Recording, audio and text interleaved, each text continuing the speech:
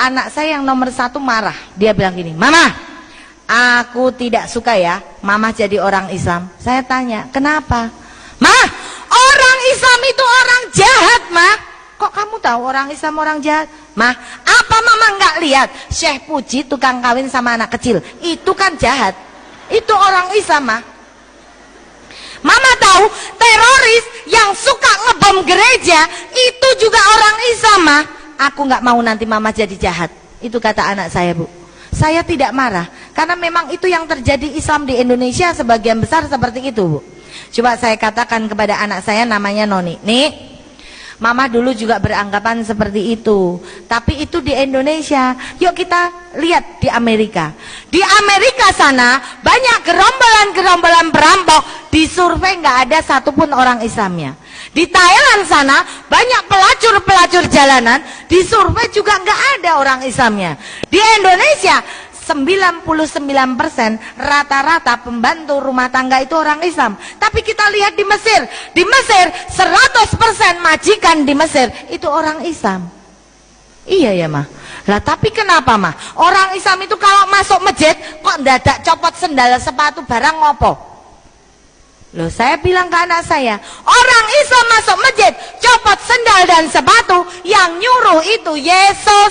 Yesus katakan di dalam Injil kepada muridnya, "Jika engkau hendak memasuki perkemahan suciku, lepaskanlah dulu tali kasutmu dari kakimu." Loh, kok nyopot sendal sepatu? Sing ngongkon sapa? Yesus. Suami saya tahu ini anak saya udah mulai terpengaruh nih, Bu. Suami saya telepon mertua, mami saya ditelepon, "Mi, ternyata Ita sekarang sudah bukan orang gereja, dia sekarang sudah jadi pengikutnya Muhammad." Saya ditelepon mami saya, Bu, pulang." Saya pulang. Di rumah mami saya ngomong, "Mami dengar kamu sekarang sudah jadi orang Islam." Saya nggak berani jawab, Bu. Karena apa? Aku bukan wedi ditempeling, meng wedi dicoret teko daftar ahli waris. Wong mbokku soge. Saya nggak berani jawab, cuma cengenges-cengenges. Lalu mami saya bilang, kalau mami sampai tahu kamu jadi orang Islam, mami sudah nggak bakal mau pergi ke gereja lagi. Mami malu punya anak seperti kamu." Saya langsung, "Yes, bener Mi, aku Islam. Mending mami nggak usah ke gereja, mending ra gereja ra masjid, ra kerja ra duwe duit." Mami saya marah, Bu. Akhirnya mami saya panggil Romo dari Wamena, Bu. Telepon, Romo datang ke rumah saya jam 12 malam, Bu. Kaget saya, "Loh, Romo ngapain datang ke rumah saya malam-malam?" "Jelas saya sampai di sini karena saya tahu di sini itu ada domba yang hilang." Loh, aku dipadake wedhus. Maaf, Bu, kalau ada kiai, ustadz itu berdakwah, SK kita sebagai umat muslim adalah lakum dinukum waliyadin, la ikraha fiddin. Kita tidak boleh memaksa. Kewajiban kita hanya menyampaikan tentang kebaikan. Nih loh, ada agama yang baik. Perkara kamu mau jadi Islam atau bukan, itu urusan hidayah, bukan urusan kita, Bu. Tapi maaf, kalau ada pendeta, pastor, khotbah, SK mereka ada di Matius. Di dalam Matius ada tertulis, "Pergilah ke seluruh dunia, carilah domba yang sesat dan baptislah dia demi nama Bapa, Putra dan Roh Kudus." Jadi kewajiban untuk membaptis domba yang sesat. Siapa domba yang sesat? Kita-kita yang tidak mengakui Yesus Kristus sebagai Tuhan. Jadi nek ana wong Islam gelem dicekel-cek dilebokke gereja, kuwi tandane wedhus tenanan. Ketika Romo datang, saya bilang sama Romo, "Loh, kenapa Mo? Saya dengar kamu sekarang sudah tidak cinta Yesus." "Oh, Romo salah. Justru karena saya cinta Yesus, saya masuk jadi orang Islam." Saya berdiskusi, debat dengan Romo sampai jam 3 pagi, Bu. Akhirnya Romo kalah debat dengan saya. Dia bilang, "Kamu itu ndablek." Saya bilang sama Romo, "Mo, gini aja, saya nggak ndablek. Besok pagi, Mo, saya akan ke gereja lagi. Plus Romo tak kasih bonus 1 buah mobil BMW anyar Grace. Tapi dengan syarat, temukan di dalam Injil bahwa Yesus Kristus agamanya Katolik." Nggak ada, Bu. Saya bilang sama Romo, "Sini, Mo, saya bawa Injilnya. Saya bisa membuktikan bahwa Yesus Kristus saya agamanya adalah Muslim. Di dalam Injil Markus ada tertulis, ketika di antara para muridnya, Yesus memimpin doa dengan cara Yesus maju sedikit di antara muridnya dan merebahkan tubuhnya ke tanah. Nek Yesus maju sedikit di antara muridnya, itu kan artinya Yesus jadi imam, Bu. Yesus merebahkan tubuhnya ke tanah, artinya Yesus sholat. Iya betul. Saya tanya sama Romo, ini bukti bahwa Yesus adalah Islam. Lah saya tanya lagi, Mo, kenapa di Masjidil Aqsa itu kok untuk rebutan orang Islam sama orang Nasrani? Apa jawab Romo? Jelas, karena nanti pada akhir zaman tabut perjanjian akan terbuka di situ dan Yesus berdoa di situ. Loh, nek Yesus berdoa di Masjidil Aqsa, itu berarti Yesus agamanya apa? Islam. Ini dibantah sama Romo. Romo bilang, ya nggak bisa. Di Palestina sana semua bentuk rumah memang seperti masjid. Saya ngomong, lah tapi kenapa namanya Masjidil bukan Gerejadil? Romo kalah, Bu, ngomong sama saya. Akhirnya Romo pulang dengan sejuta kekecewaan karena tidak berhasil menemukan domba yang sesat. Ketemune wedhus sing pinter. Akhirnya Romo pulang. Nah, saya saking senengnya beribadah jadi wong Islam, Bu. Tidak ada satu orang pun yang mampu menghalangi saya untuk beribadah secara Islam. Saya bebas menggunakan jilbab. Nggak ada yang berani melarang saya, karena debat sama saya pun nggak menang. Akhirnya apa? Saya senang ketemu Pak Kiai bilang, kalau orang Nasrani pindah ke Islam, semua dosanya itu dihapuskan. Kamu bagaikan bayi yang baru lahir, dosa itu sedikit sekarang, sudah nggak ada dosa sama sekali. Dosamu diawali dari sekarang, dah. Seneng saya, Bu. Berarti dosaku kan luwih sithik timbang jenengan. Tapi ketika aku ketemu dengan Pak Kiai yang satu lagi, Pak Kiai bilang, tiap hari dosamu tambah besar dan tambah besar. Kok bisa, Pak Yai? Loh, jelas. Kamu kalau kikuk-kikukan malam hari sama suamimu yang belum muslim, itu hukumnya sama dengan zina. Itu dosa besar. Ya aku delek-delek toh, Bu. Karena apa? Lah wong aku duwene ya mengkui kok ora oleh. Apa yang saya lakukan, Bu? Saya tahajud pada Allah. Ya Allah, kenapa aku dadi wong Islam ki pingin banget ngilangi dosa, ning kok dosaku tambah akeh. Alhamdulillah, Bu, suatu saat Allah memberikan petunjuknya pada saya, Bu.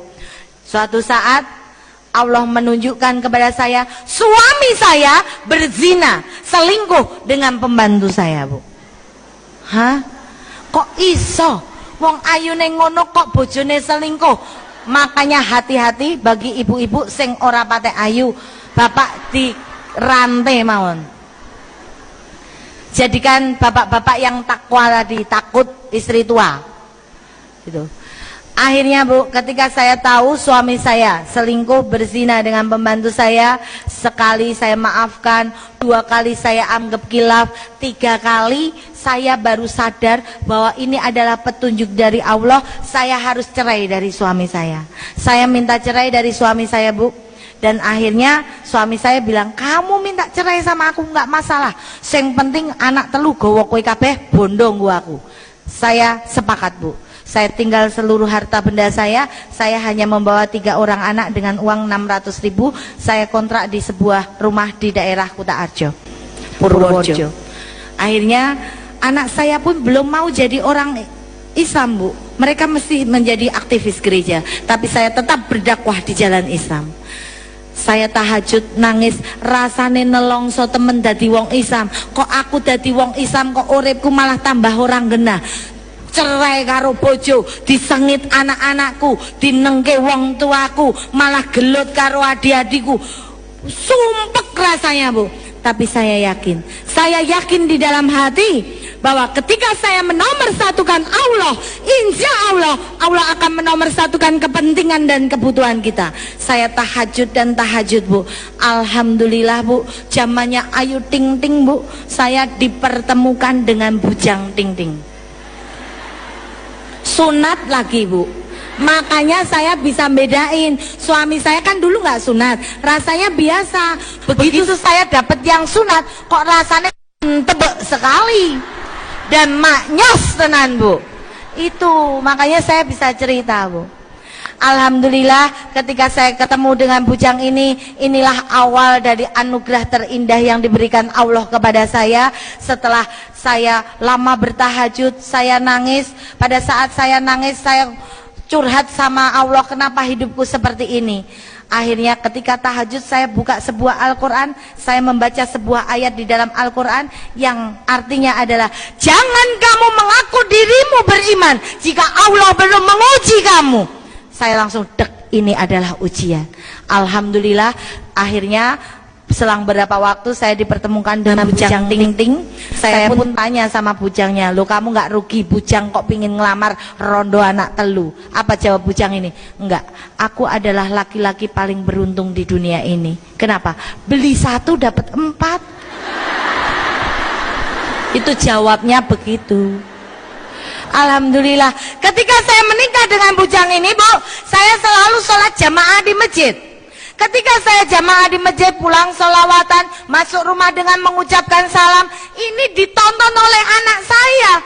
Ternyata anak saya melihat, oh orang Islam ki kok indah banget ya. Ternyata orang Islam terlihat damai sekali ya. Ketika saya ketinggalan jamaah di masjid, saya jamaah dengan suami di rumah. Ketika saya jamaah dengan suami di rumah, diintip sama anak saya Bu.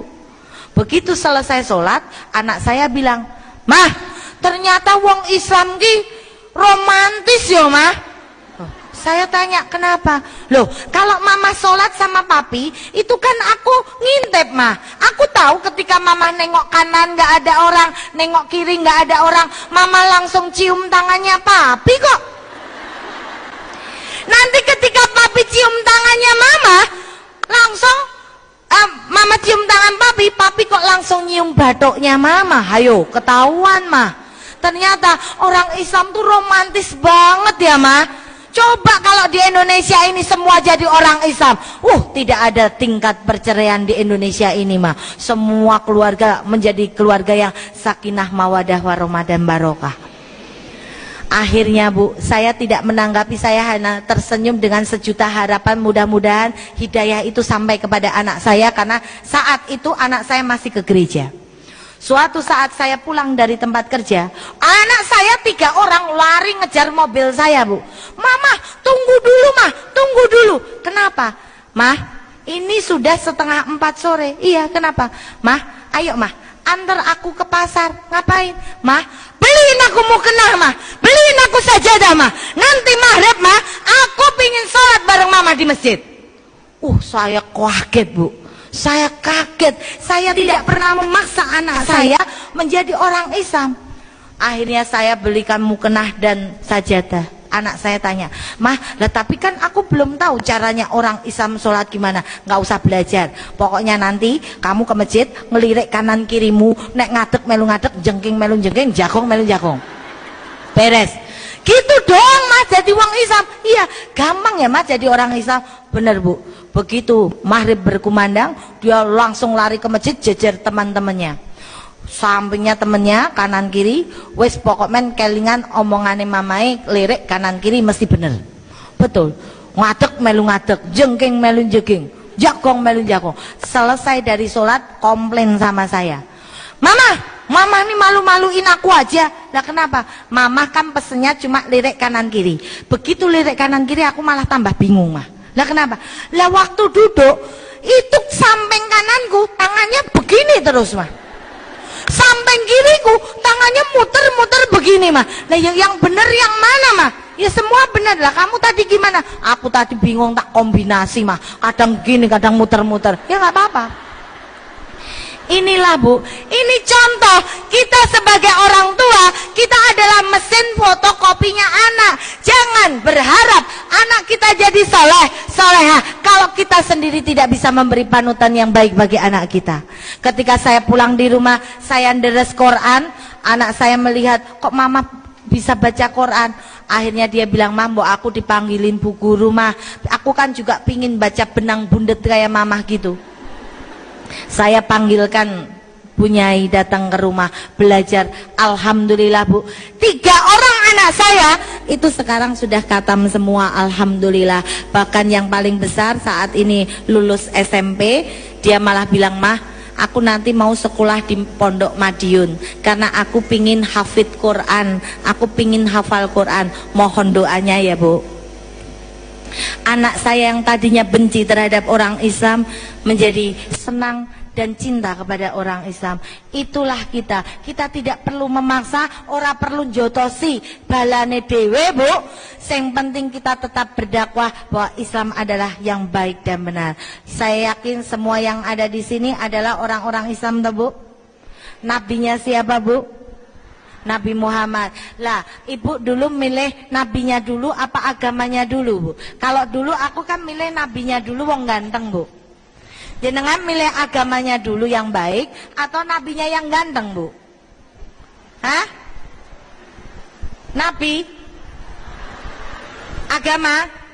Oh Bu, berarti yang jawab agama nggak pernah baca Quran. Di dalam Quran Ali Imran 31 dikatakan, "Kulin kuntum tuhibbunallah fatabi'uni yuhibbukumullah wa yaghfir lakum dunubakum wallahu ghafurur rahim." Apa artinya Bu? Embo. Katanya ibu-ibu senangnya lagu Tombo Hati. Tombo Hati gimana Bu? Tombo hatiku 5 perkarane, gitu Bu. Kaping pisan maca Quran samaksane, gitu Bu lagunya. Benar Bu? Lah udah belum Bu? Belum? Berarti lagunya salah, diganti Bu besok. Tombo hati iku 5 perkarane, kaping pisan maca tangga sama reme. Kalau itu udah Bu. Itulah ibu-ibu Bu. Ali Imran 31 dikatakan, "Katakan Muhammad, jika umatmu sayang padaku, cintailah dulu nabinya, baru agamanya Bu." Jadi siang hari ini saya ingin mengajak ibu mencintai dulu nabinya, baru agamanya. Seneng ngosek karo sing gowo, gek seneng karo sing digowo. Kowe seneng karo sing digowo, orang ngerti sapa sing gowo, iso mlebu penjara. Motor Vision 29 juta, tekan kene dadi 3 juta sing gawa gali. Jenengan purun mboten? Mboten, mergone sing gawa gali, nggih mboten Bu? Tapi nek ana roti enak, gede, menus, kayane seger, tekan kene sing gawa asu. Purun mboten? Mboten, sing gawa asu. Tapi kalau Islam, Nabi Muhammad sing gawani sing maha kuasa kon ngedonke karo kabeh menungso sing urip ning alam donya, sing pingin uripe mulya, sing pingin urip ora dinyek tangga, ning syarate kudu salat sedina ping 5. Sampun nggih Bu. Karena yang membedakan kita dengan ketek itu salatnya Bu. Kabeh gayane ketek ditiru menungso. Ketek mangan awake dhewe mangan, ketek ngombe awake dhewe ya ngombe, ketek garuk-garuk awake dhewe ya iso garuk-garuk, ketek doyan kacang awake dhewe ngungkuli le doyan kacang. Sing bedake dhewe karo ketek, nek ketek ora salat, awake dhewe salat lho Bu. Dadi nek jenengan mangke dalu diambung bapak mboten nate salat, berarti padha karo diambung. Nggih. Jenengan duwe anak ora salat dinengke wae, berarti padha karo duwe anak. Nah, jawab dhewe Bu. Dadi nek aku kok ora salat, berarti aku. Jenengan salat Bu? Salat napa liwat? Betul lho Bu. Nek wong salat niku mesti liwat. Tapi wong liwat dereng mesti salat. Setuju mboten? Setuju. Wong nek salat mesti duwe ilat, tapi wong duwe ilat durung mesti salat. Wedhus ya duwe ilat ning mboten salat. Kuwi berarti nek jenengan duwe ilat mboten salat, tandane jenengan. Itu saja yang bisa saya haturkan pada siang hari ini. Mudah-mudahan dengan perjumpaan ini tambah sregep le salat. Jangan jadikan salat sebagai beban, tapi jadikan salat sebagai cinta dan kenikmatan. Mohon maaf apabila dalam menyampaikan saya banyak tidak sopannya, banyak gerusah-gerusuhnya, itu karena kebodohan saya. Tapi kalau ada sebuah kebenaran, semua itu hanya karena Allah Ta'ala. Assalamualaikum warahmatullahi wabarakatuh.